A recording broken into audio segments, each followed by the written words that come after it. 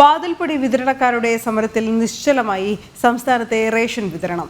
മിക്ക റേഷൻ കടകളിലും ഉൽപ്പന്നങ്ങൾ കാലിയായ അവസ്ഥയാണ്. പ്രതിസന്ധി പരിഹരിക്കാൻ സർക്കാർ ഇടപെടണമെന്നാണ് റേഷൻ വ്യാപാരികളുടെ സംഘടന ആവശ്യപ്പെടുന്നത്. കരാറുകാരുടെ സമരം മൂലം റേഷൻ മുടങ്ങുന്നത് 1.5 വർഷത്തിനിടെ ഇത് 5ാം തവണയാണ്. കുടിശ്ശിക പണം ആവശ്യപ്പെട്ടുള്ള കരാറുകാരുടെ സമരം 5 ദിവസം പിന്നിട്ടപ്പോഴേക്കും സംസ്ഥാനത്തെ മിക്ക റേഷൻ കടകളും കാലിയായി കഴിഞ്ഞു. ആട്ടയും ഗോതമ്പും ഉൾപ്പെടെയുള്ള എല്ലാ ഇനം ഭക്ഷ്യധാന്യങ്ങളുടെയും സ്റ്റോക്ക് തീർന്നിരിക്കുകയാണെന്നാണ് വ്യാപാരികൾ പറയുന്നത്. സാധനങ്ങൾ വാങ്ങാനെത്തുന്നവർ നിരാശരായി മടങ്ങുന്ന കാഴ്ചയാണ് മിക്ക റേഷൻ കടകൾക്ക് മുന്നിലും. 1.5 വർഷത്തിനിടെ 5ാം തവണയാണ് കരാർ തുകയ്ക്ക് വേണ്ടി വാതിൽപ്പടി വിതരണക്കാർ സമരം ചെയ്യേണ്ടി വരുന്നത്. പ്രതിസന്ധി പരിഹരിക്കാൻ സർക്കാർ ഇടപെടണമെന്നാവശ്യപ്പെട്ട് റേഷൻ വ്യാപാരികളുടെ സംഘടനയും രംഗത്ത് വന്നു. വ്യാപാരികളെയാണ് റേഷൻ കാർഡ് ഉടമകൾ വഴിയായിരുന്നത്. ഇതിന്റെ ഉത്തരവാദിത്വം ഏറ്റെടുക്കേണ്ടത് കേരള സർക്കാർ തന്നെയാണ്. പറയാതിരിക്കാൻ നിവൃത്തി. പണം കിട്ടാത്തത് കൊണ്ടാണ് കരാറുകാരുടെ സമരം. കരാറുകാർ ഇത് 6ാമത്തെ പ്രാവശ്യമാണ് എനിക്ക് തോന്നുന്നത് സമരം ചെയ്യുന്നത്. 5ാമത്തെ 6ാമത്തെ പ്രാവശ്യമാണ് സമരം ചെയ്യുന്നത്. ഇടയ്ക്കിടയ്ക്ക് സമരം ചെയ്യുക.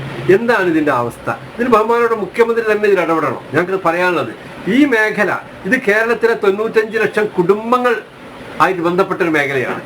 കേരളത്തിലെ പട്ടിണി മാറ്റുന്ന ഈ മേഖലയെ അസ്വസ്ഥരാക്കുന്ന ഒരു രീതിയിലാണ് ഒരു ഭാഗത്ത് തൊഴിലാളികൾ ഇടയ്ക്കിടയ്ക്ക് തൊഴിലാളികൾ പല മേഖലകളിൽ സമരം ഉണ്ടാക്കുക. തോക്കുകൂലി ഒക്കെ പറഞ്ഞുകൊണ്ട് പിന്നെ പല വിഷയങ്ങളും പറഞ്ഞ് തൊഴിലാളികളുടെ സമരം, പണം കിട്ടാത്തത് കൊണ്ട് കരാറുകാരുടെ സമരം, ലോറിക്കാരുടെ സമരം കുറെ കാലമായി തുടങ്ങിയിട്ട് ഇതിന് ഒരു പരിഹാരം ഉണ്ടാക്കണം. പൊതുവിതരണ രംഗം സുതാര്യവും ജനങ്ങൾക്ക് ഉപകാരപ്രദമാക്കണമെങ്കിൽ ഈ മേഖല സംരക്ഷിക്കേണ്ട ബാധ്യത കേരളത്തിലെ മുഖ്യമന്ത്രിക്കും ധനമന്ത്രിക്കുമാണ്.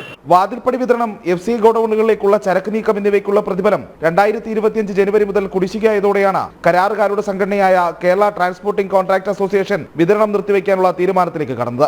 കരാറുകാർക്കെല്ലാമായി ഒരു മാസം 25 കോടിയോളം രൂപ സർക്കാർ നൽകേണ്ടതുണ്ട്. ഇതിനൊപ്പം 2024 ഏപ്രിലിൽ ഓഡിറ്റ് പൂർത്തിയാക്കിയ റിട്ടൻഷൻ തുകയും കുടിശ്ശികയാണ്. അങ്ങനെയാകെ 125 കോടിയോളം രൂപ സർക്കാർ കുടിശ്ശിക വരുത്തിയതോടെയാണ് ഗത്യന്തരമില്ലാതെ കരാറുകാരുടെ സംഘടന സമരത്തിലേക്ക് നീങ്ങിയത്. ജനം, തിരുവനന്തപുരം.